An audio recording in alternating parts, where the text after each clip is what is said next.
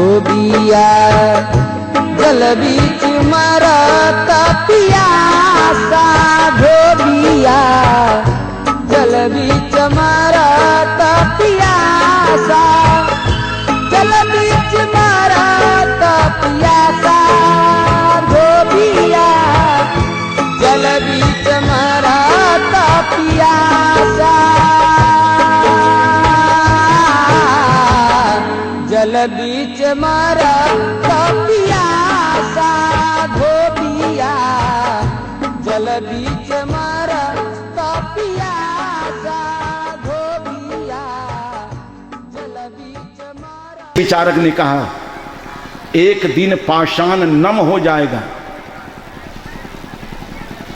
खुद बखुद एक दिन तूफान कम हो जाएगा, खुद बखुद पाषाण नम हो जाएगा।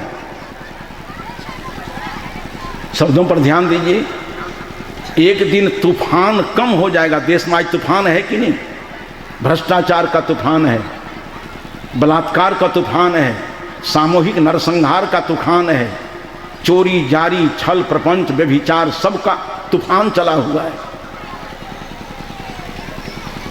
अनाचार कदाचार व्यभिचार का तो एक संग्राम स्थल हो गया है भारत का धरातल।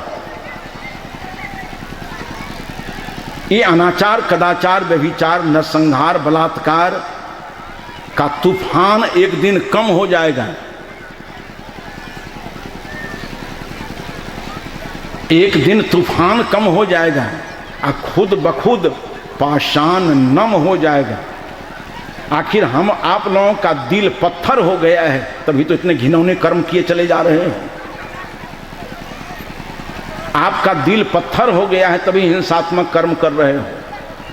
आपका दिल पत्थर हो गया है तभी बलात्कार ऐसे अमानवीय कुकृत्य के दलदल में अपने जीवन को फंसाए जा रहे हो। आपका दिल पत्थर हो गया है तो अपने हिताहित का भी ज्ञान नहीं है। शराब पीते हो, गुटखा गुराखू खाते हो, अपने जीवन में समस्या पैदा कर रहे हो, सामाजिक जीवन में समस्या पैदा कर रहे हो, स्वयं अशांत जीवन जी रहे हो और समाज को आतंकित करते जा रहे हो। खुद बखुद पाषाण नम हो जाएगा। आपका जो पत्थर हृदय है वो मुलायम हो जाएगा। फिर से पंक्ति पर ध्यान दीजिए। एक दिन तूफान कम हो जाएगा, खुद बखुद पाषाण नम हो जाएगा। स्वर्ग चूमेगा धरा का बर चरण। जिस स्वर्ग की परिकल्पना ऊपर करते हो, अभी आपने सुना कि अपने जीवन को तीर्थ बनाना चाहते हो भाई बहनों, और घर को स्वर्ग बनाना चाहते हो, तो ब्रह्मचारी मिथिलेश ने जो भजन प्रस्तुत किया वो भजन नहीं है, एक जीवन सूत्र है। सारे लोग अपने जीवन को पहले तीर्थ बना लें, फिर आपके चिंतन वचन आचरण से परिवार में समाज में एक स्वर्ग का वातावरण उतर जाएगा। पहले हर भाई बहन का नैतिक दायित्व है कि अपने जीवन को तीर्थ बना ले। तीर्थ क्या है जानते हैं? तीर्थं परंकिं स्वमनो विशुद्धम। आदि शंकराचार्य ने कहा था अपना अपना मन को निर्विकार बना लेना यही सबसे बड़ा तीर्थ है। जिस दिन हमारे देश में हमारे भाई बहनों का मन पवित्र हो जाए, मन में क्रोध मान छल द्वेष ईर्ष्या नहीं रहे। आज तो भक्ति भी करते हैं हम द्वेष से, इसलिए सत्यार्थी हम लोग कम हैं, सत्यवादी कम है, संप्रदायवादी अधिक हो गए हैं। सत्य सनातन एक है, संप्रदाय रात दिन बनते और बिगड़ते रहते हैं। धर्म अनादि अनंत है और संप्रदाय आदि अंत बीच में ही विसर्जित होने वाला है। जहाँ भी कहीं संघर्ष है वो संप्रदाय के चलते है। धर्म के नाम पर कहीं संघर्ष होने के प्रश्न ही नहीं है। सत्य के नाम पर कहाँ संघर्ष होगा, सदाचार के नाम पर कहाँ संघर्ष होगा, अहिंसा के नाम पर कहाँ संघर्ष होगा। धर्म के नाम पर कहीं भूखंड पर संघर्ष नहीं है। संघर्ष जब भी हुआ है, आज भी हो रहा है, आगे होगा तो संप्रदाय के चलते। संप्रदाय बहुत जटिल है। यहां भी देख लो, हमारे मंच उद्घोषक हैं, उनको बहुत अभ्यास है सदगुरु महाराज की जय।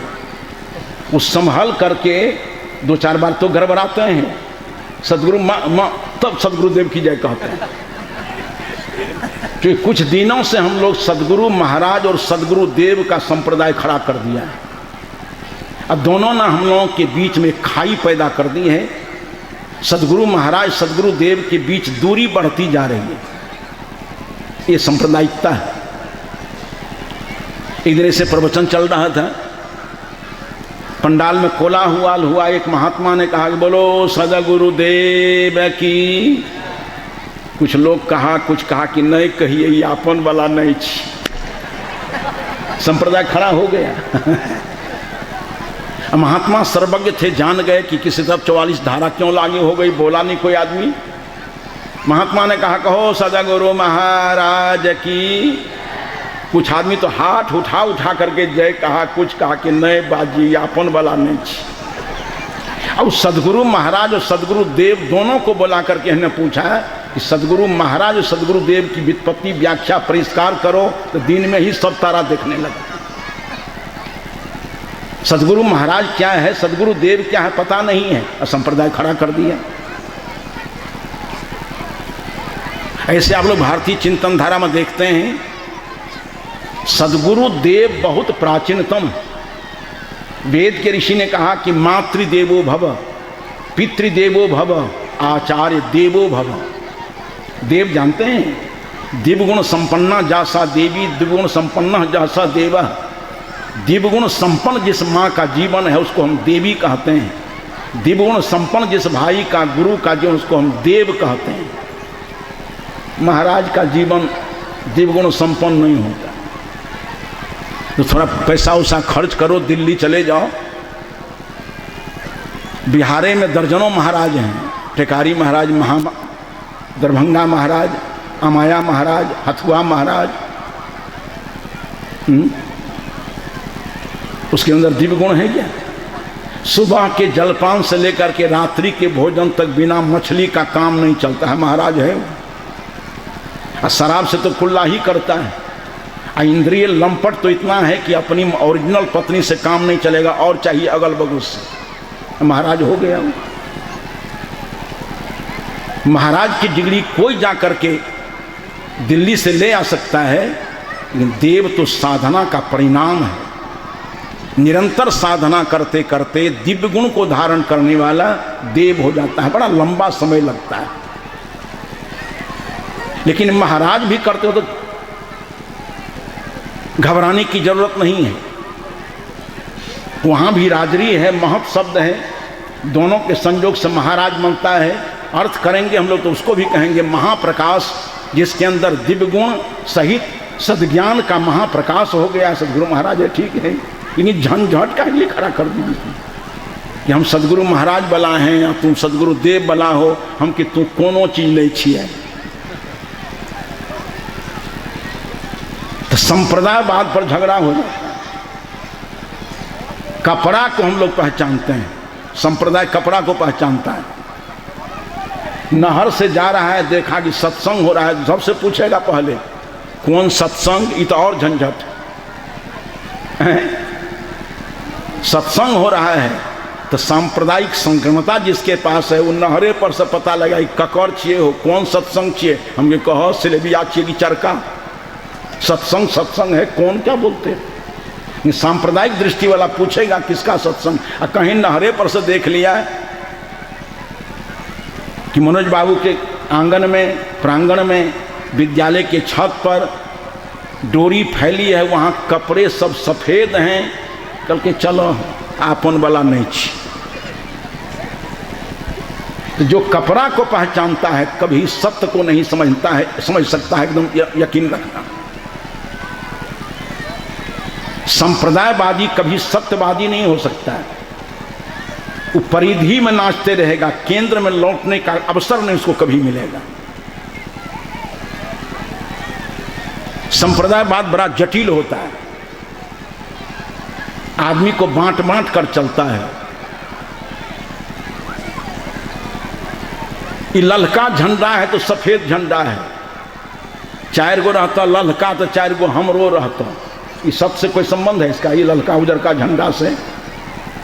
अब इलाहाबाद गए कि नहीं प्रयाग, वहाँ करियको झंडा है तो मुश्किल में पड़ जाओगे सब लोग। यहाँ केसरिया रंग का झंडा है, अब बिना झंडा का भी साधु, काला कपड़ा में साधु है, लाल कपड़ा में साधु है, सफेद कपड़ा में साधु है, और गर्व करो तो बिना कपड़ा में साधु है। विचित्रोयम संसार। आज देख रहे हो टीवी पर क्रांतिकारी वक्ता तरुण सागर जी महाराज को कपड़ा पहनते हैं क्या? वो नंगे रहते हैं, बिना कपड़ा में साधु है हिंदुस्तान में। दिल्ली के लाल किला में तरुण सागर जी के महाराज के प्रवचन के में जितनी भीड़ हुई, आज तक कोई राष्ट्रपति, कोई प्रधानमंत्री, कोई राजनेता के नाम पर उतनी भीड़ नहीं हुई थी। पार्लियामेंट में उनका प्रवचन, कपड़ा है ये नहीं, कपड़ा से साधु नहीं होता है। अगर कपड़ा को हम पहचानते हैं तो सत्य तक हमारी दृष्टि नहीं गई है। तो सांप्रदायिकता में सारी उलझनें चल रही हैं, सत्य को लेकर के कोई संघर्ष नहीं। मैं कहना चाह रहा था कि संसार विचित्र है। अनेक बाद यहां नीतिविद ने कहा कि अनंत शास्त्रम बहुलाच विद्या